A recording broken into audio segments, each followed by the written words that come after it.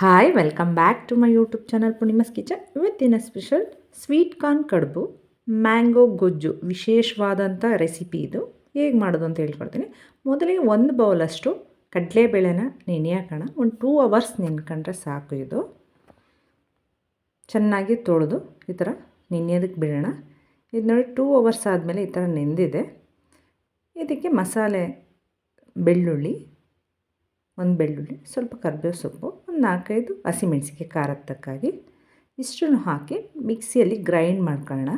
ನೀರು ಹಾಕೋದು ಬೇಡ. ರುಬ್ಬೋದಕ್ಕೆ ಬೆಳ್ಳುಳ್ಳಿ, ನಿಮಗೆ ಖಾರಕ್ಕೆ ಎಷ್ಟು ಬೇಕೋ ಅಷ್ಟು ಹಸಿಮೆಣಸಿನ್ಕಾಯಿ, ಕೊತ್ತಂಬರಿ ಸೊಪ್ಪು,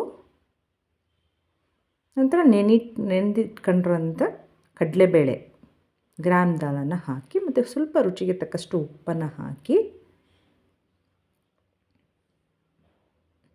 ಕಡಲೆಬೇಳೆನ ಹಾಕಿ ಇದನ್ನು ರುಬ್ಕೊಳ್ಳೋಣ. ನೀರು ಹಾಕೋದೇನು ಬೇಡ. ತುಂಬ ವಿಶೇಷವಾದಂಥ ರೆಸಿಪಿ ಇದು. ತುಂಬಾ ಬೇಗನೆ ಮಾಡ್ಕೋಬೋದು. ನೋಡಿ, ಇದನ್ನು ನುಣ್ಣಗೆ ಈ ಹದಕ್ಕೆ ರುಬ್ಕೊಂಡ್ರೆ ಸಾಕು. ನಂತರ ಇದನ್ನೊಂದು ಬೌಲ್ಗೆ ಟ್ರಾನ್ಸ್ಫರ್ ಮಾಡ್ಕೊಳ್ಳೋಣ. ಇದು ನೀವು ಬೆಳಗಿನ ತಿಂಡಿಗೂ ಮಾಡ್ಕೋಬೋದು, ಇಲ್ಲಾಂದರೆ ಸಂಜೆ ಈವ್ನಿಂಗ್ ಸ್ನ್ಯಾಕ್ಸ್ಗೂ ಮಾಡ್ಕೋಬೋದು. ಇದು ತುಂಬಾ ಬೇಗನೂ ಆಗುತ್ತೆ, ತುಂಬ ಹೆಲ್ತಿ ಕೂಡ, ಟೇಸ್ಟಿ ಕೂಡ. ನಂತರ ಒಂದು ಬೌಲಷ್ಟು ಈರುಳ್ಳಿನ ಕಟ್ ಮಾಡಿ ಇಟ್ಕೊಂಡಿರೋದನ್ನು ಹಾಕ್ತಾಯಿದ್ದೀನಿ. ಒಂದು ಈರುಳ್ಳಿ ಆದರೆ ಸಾಕು ಈ ಅಳತೆಗೆ. ನಂತರ ಸ್ವೀಟ್ ಕಾರ್ನ್ ಮೇನ್ ಡಿಶ್ ಇದನ್ನೇ. ಸ್ವೀಟ್ ಕಾರ್ನ್ ಒಂದು ಬೌಲನ್ನು ಹಾಕ್ತಾಯಿದ್ದೀನಿ.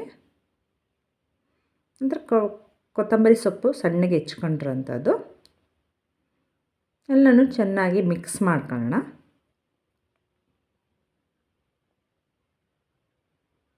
ಇದನ್ನು ನಾವು ಇಡ್ಲಿ ಪಾತ್ರೆಯಲ್ಲಿ ಹಾಕಿ ಕಡುಬು ರೀತಿ ಬೇಯಿಸ್ಕೊಳ್ಳೋಣ.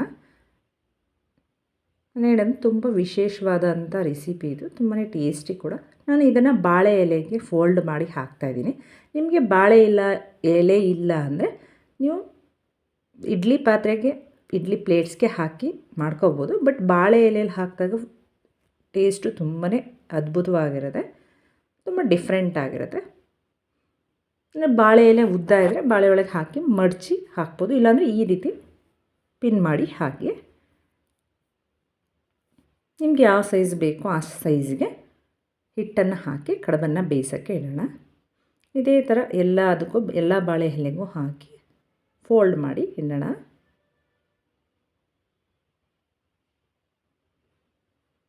ನಂತರ ಇಡ್ಲಿ ಪಾತ್ರೆನ ಸ್ವಲ್ಪ ನೀರು ಹಾಕಿ ಬಿಸಿ ಮಾಡೋಕ್ಕೆ ಇಟ್ಟಿದ್ದೀನಿ. ಒಂದು 5 ನಿಮಿಷ ಪ್ರೀ ಹೀಟ್ ಮಾಡ್ಕೊಂಡ್ರೆ ಸಾಕು. ನಂತರ ನಾವು ಬಾಳೆ ಎಲೆಗೆ ಹಾಕಿರೋ ಹಿಟ್ಟನ್ನು ಇಡ್ಲಿ ಪಾತ್ರೆಗೆ ಜೋಡಿಸೋಣ. ನೋಡಿ, ಈ ಥರ ಇದನ್ನು 10ರಿಂದ 15 ನಿಮಿಷ ಸ್ಟೀಮಲ್ಲಿ ಬೇಯಿಸ್ಕೊಂಡ್ರೆ ಸಾಕು. ಈಗ 15 ನಿಮಿಷ ಆದಮೇಲೆ ನೋಡೋಣ. ನೋಡಿ, ಈ ಥರ ಬೆಂದಿರುತ್ತೆ,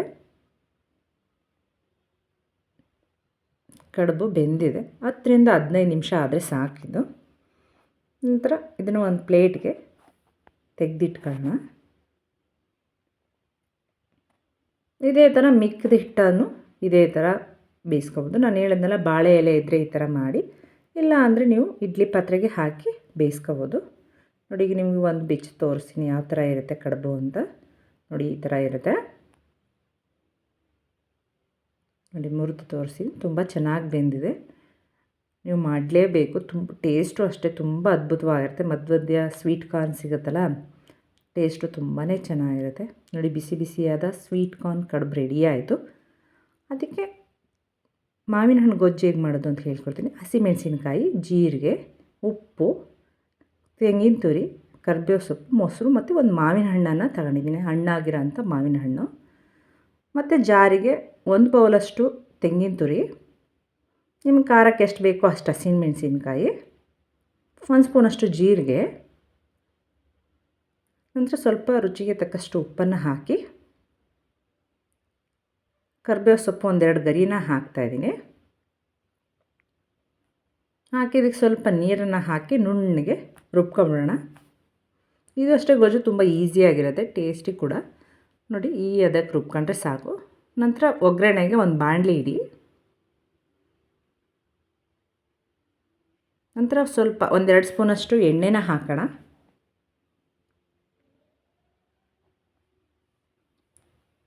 ಎಣ್ಣೆ ಕಾದ ನಂತರ ಸಾಸಿವೆನ ಹಾಕಿ 1 ಸ್ಪೂನಷ್ಟು, ಒಂದು ಅರ್ಧ ಸ್ಪೂನಷ್ಟು ಜೀರಿಗೆನ ಹಾಕಿ,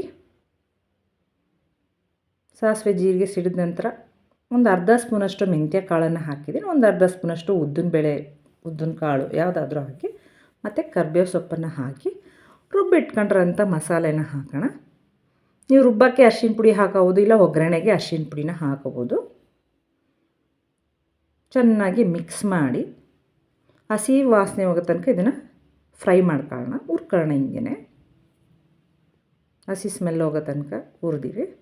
ನಂತರ ಮಾವಿನ ಹಣ್ಣನ್ನು ನಾನು ಈ ಥರ ಚೆನ್ನಾಗಿ ಸ್ಮ್ಯಾಶ್ ಮಾಡಿ ಹಾಕ್ತಾಯಿದ್ದೀನಿ. ನೀವು ಬೇಕಾದ್ರೆ ಮಿಕ್ಸಿಲಿ ಒಂದು ಗ್ರೈಂಡ್ ಮಾಡಿನೂ ಹಾಕೋಬೋದು. ನಿಮಗೆ ಬಾಯಿ ಮಧ್ಯೆ ಸಿಗಬೇಕು ಅಂದರೆ ಈ ಥರ ಮಾಡ್ಕೊಳ್ಳಿ. ಚೆನ್ನಾಗಿ ಮಿಕ್ಸ್ ಮಾಡಿ ಅದು ಚೆನ್ನಾಗಿ ಕುದ್ದ ನಂತರ 2 ಸೆಕೆಂಡ್ ಇಳ್ಕೋದು ನನಗೆ ಒಂದು ಬೌಲಷ್ಟು ಗಟ್ಟಿ ಮೊಸರನ್ನ ಹಾಕ್ಬಿಟ್ರೆ ಮಾವಿನ ಹಣ್ಣಿನ ಗೊಜ್ಜು ರೆಡಿ ಆಯಿತು. ಸ್ವೀಟ್ ಕಾರ್ನ್ ಕಡುಬು, ಮಾವಿನ ಹಣ್ಣಿನ ಗೊಜ್ಜು ತುಂಬಾ ಕಾಂಬಿನೇಷನ್ ತುಂಬಾ ಚೆನ್ನಾಗಿತ್ತು. ಒಂದು ಕುದಿ ಕುದಿಸಿದ್ರೆ ಸಾಕು. ಇದನ್ನು ಸ್ಟವನ್ನು ಆಫ್ ಮಾಡಿ ನಂತರ ಬಿಸಿ ಬಿಸಿಯಾದ ಕಡುಬಿನ ಜೊತೆಗೆ ಮಾವಿನ ಹಣ್ಣಿನ ಗೊಜ್ಜನ್ನ ಹಾಕಿ ಕೊಡಿ. ನಾನು ಹೇಳಿದ್ನಲ್ಲ, ಇದನ್ನು ಬೆಳಗ್ಗೆ ಬ್ರೇಕ್ಫಾಸ್ಟ್ಗಾದರೂ ಮಾಡ್ಕೋಬೋದು, ಈವ್ನಿಂಗ್ ಸ್ನ್ಯಾಕ್ಸ್ಗಾದರೂ ಮಾಡ್ಕೋಬೋದು, ಯಾವಾಗ ಬೇಕಾದರೂ ಮಾಡ್ಕೋಬೋದು. ತುಂಬಾ ಟೇಸ್ಟಿಯಾಗಿರುತ್ತೆ, ಹೆಲ್ತಿ ಕೂಡ. ಯಾರಿಗೆಲ್ಲ ಈ ವಿಡಿಯೋ ಇಷ್ಟ ಆಯಿತು ಲೈಕ್ ಮಾಡಿ, ಶೇರ್ ಮಾಡಿ, ಕಮೆಂಟ್ ಮಾಡಿ, ಸಬ್ಸ್ಕ್ರೈಬ್ ಆಗೋದಂತೂ ಮರಿಬೇಡಿ.